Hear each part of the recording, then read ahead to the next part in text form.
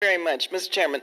This is a very necessary amendment. It would restore funding for several basic, just standard of living programs that are critical to reducing poverty and providing opportunity for all. These programs include Social Security, Medicare, SNAP, and many more. Looking at this so-called budget, you would think that, this is a different period of time.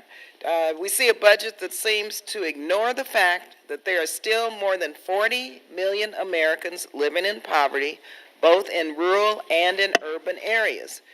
This budget is balanced by slashing critical earned benefits, mind you, like Social Security and Medicare, programs vital to reducing poverty and providing a decent standard of living for everyone.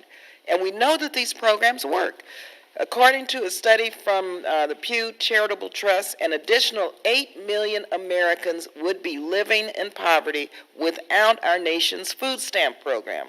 The Supplemental Security Insurance Program kept more than 3 million Americans out of poverty in 2016.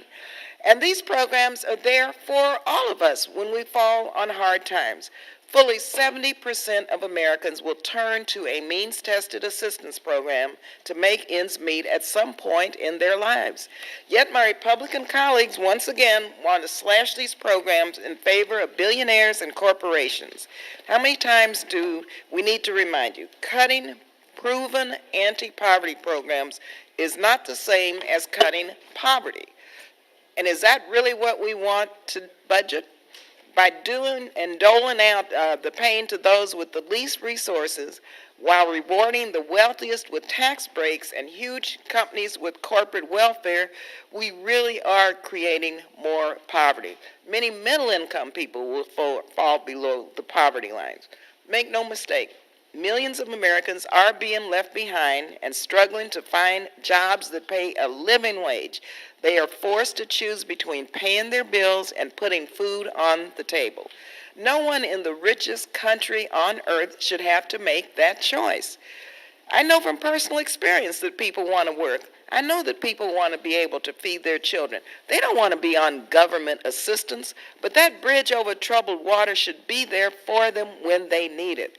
And really, as I've said time and time again, our budget is a moral document that should make lifting people out of poverty a priority rather than cut programs that will ensure they will continue to struggle to make ends meet and really push them over the edge.